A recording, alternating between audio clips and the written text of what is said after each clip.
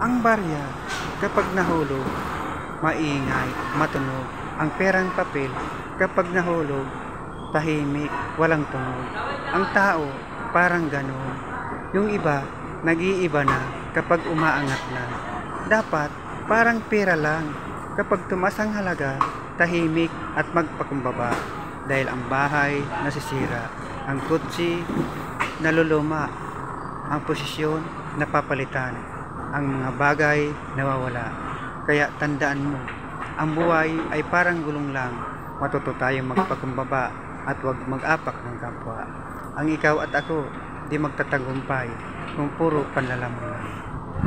Ang pera naubos, nawawala na parang bula.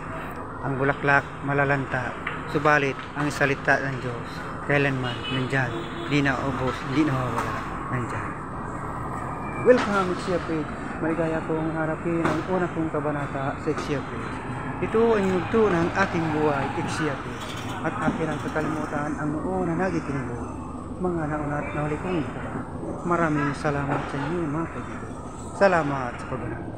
Salamat po sa mga panonood at pagtangkilik sa The Love Secret Love.